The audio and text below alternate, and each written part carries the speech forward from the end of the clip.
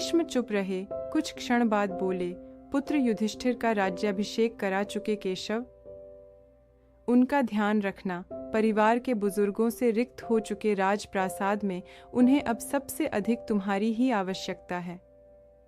कृष्ण चुप रहे। भीष्म ने पुनः कहा, कुछ पूछूं केशव? बड़े अच्छे समय से आए हो। संभवतः धरा छोड़ने के पूर्व मेरे अनेक भ्रम समाप्त हो जाएं।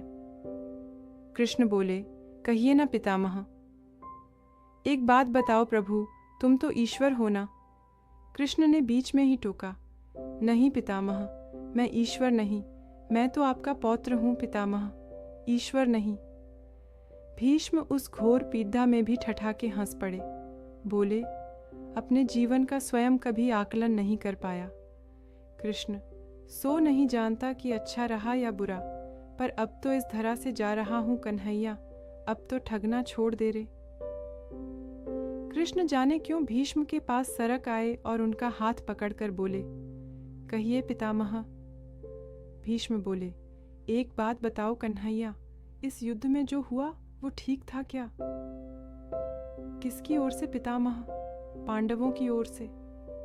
कौरवों के कृत्यों पर चर्चा का तो अब कोई अर्थ ही नहीं। कन्हैया, पर क्या पांडवों की ओर से जो हुआ वो सही था? आचार्य द्रोण का वध, दुर्योधन की जंघा के नीचे प्रहार, दुःशासन की छाती का चीरा जाना, जयद्रथ और द्रोणाचार्य के साथ हुआ छल, निहत्थे कर्ण का वध, सब ठीक था क्या? यह सब उचित था क्या? इसका उत्तर मैं कैसे दे सकता हूँ पितामह? इसका उत्तर तो उन्हें देना चाहिए जिन्होंने यह किया। उत्तर दें दुर्योधन, दुःशासन का वध करने वाले भीम, उत्तर दें कर्ण और जयद्रथ का वध करने वाले अर्जुन। मैं तो इस युद्ध में कहीं था ही नहीं पितामह। अभी भी छलना नहीं छोड़ोगे कृष्ण? अरे विश्व भले कहता रहे कि महाभारत को अर्जुन और भीम ने जीता है, पर मैं जानता हूँ कन्हैया कि यह तुम्हारी और केवल तुम्हारी विजय है। मैं तो उत्तर तुम्ही से पूछूंगा कृष्ण। तो सुनिए पितामह, कुछ बुरा नहीं हुआ, कुछ अनैतिक नहीं हुआ, वही हुआ जो होना चाहिए। यह तुम कह रहे हो केशव, मर्यादा पुरुषोत्तम राम का अवतार कृष्ण कह रहा है। यह छल तो किसी युग में हमारे सनातन संस्कारों का अंग नहीं रहा, फिर यह उचित कैसे गया? इतिहास से शिक्षा ली जाती है पितामह, पर निर्णय वर्तमान की परिस्थितियों के आधार पर लेना पड़ेगा है। हर युग अपने तर्कों और अपनी आवश्यकता के आधार पर अपना नायक चुनता है। राम त्रेता युग के नायक थे, मेरे भाग में द्वापर आया था। हम दोनों का निर्णय एक सा नहीं हो सकता पितामह। नहीं समझ पाया कृष्ण, तनिक समझाओ तो। राम और कृष्ण की परिस्थितियों में बहुत अंतर है पितामह। राम के युग में खलनायक भी रावण जैसा शिव भक्त होता था। तब रावण जैसी नकारात्मक शक्ति के परिवार में भी विभीषण, मंदोदरी, माल्यावान जैसे संत हुआ करते थे। तब बाली जैसे खलनायक के परिवार में भी तारा जैसी विदुषी स्त्रियां और अंगद जैसे सज्जन पुत्र होते थे। उस युग में खलनायक भी धर्म का ज्ञान रखता था, इसलिए राम ने उनके साथ कहीं छल नहीं किया।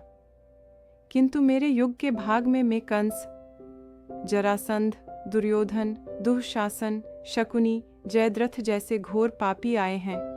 उनकी समाप्ति के लिए हर छल उचित है पितामह।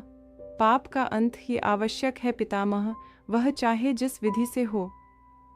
तो क्या तुम्हारे इन निर्णयों से गलत परंपराएं नहीं प्रारंभ होंगी केशव? क्या भविष्य तुम्हारे इन छलों का अनुसरण नहीं करेगा? और यदि करेगा तो क्या यह उचित होगा? भविष्य तो इससे भी अधिक नकारात्मक आ रहा है पितामह। कलयुग में तो इतने से भी काम नहीं चलेगा। वहां मनुष्य को कृष्ण से भी अधिक कठोर होना होगा, नहीं तो धर्म समाप्त हो जाएगा। जब क्रूर और अनैतिक शक्तियां सत्य एवं धर्म का समूल नाश करने के लिए आक्रमण कर रही हों, तो नैतिकता अर्थहीन हो जाती है पितामह। तब महत्वपूर्ण होती है धर्म की विजय, केवल धर्म की विजय। भविष्य को यह सीखना ही होगा पितामह। क्या धर्म का भी नाश हो सकता है केशव? और यदि धर्म का नाश होना ही है तो क्या मनुष्य इसे रोक सकता है? सब कुछ ईश्वर के भरोसे छोड़कर बैठना मूर्खता होती है पितामह। ईश्वर स्वयं कुछ नहीं करता, केवल मार्गदर्शन करता है। सब मनुष्य को ही स्वयं करना पड़ता है। आप मुझे भी ईश्वर कहते हैं ना? तो बताइए ना पितामह, मैंने स्वयं इस युद्ध में कुछ किया क्या? सब पांडवों को ही करना पड़ा ना। यही प्रकृति का संविधान है। युद्ध के प्रथम दिन यही तो कहा था मैंने अर्जुन से, यही परम सत्य है। भीष्म अब संतुष्ट लग रहे थे। उनकी आंखें धीरे धीरे बंद होने लगी थीं। उन्होंने कहा, चलो कृष्ण, यह इस धरा पर अंतिम रात्रि है। कल संभवतः चले जाना हो। अपने इस अभागे भक्त पर कृपा करना कृष्ण। कृष्ण ने मन में ही कुछ कहा और भीष्म को प्रणाम कर लौट चले। पर युद्ध भूमि के उस डरावने अंधकार में भविष्य को जीवन का सबसे बड़ा सूत्र मिल चुका था। जब अनैतिक और क्रूर शक्तियां सत्य और धर्म का विनाश करने के लिए आक्रमण कर रही हों, तो नैतिकता का पाठ आत्मघाती होता है। धर्मो रक्षति रक्षितः। आप धर्म की रक्षा करेंगे तो धर्म आपकी रक्षा करेगा।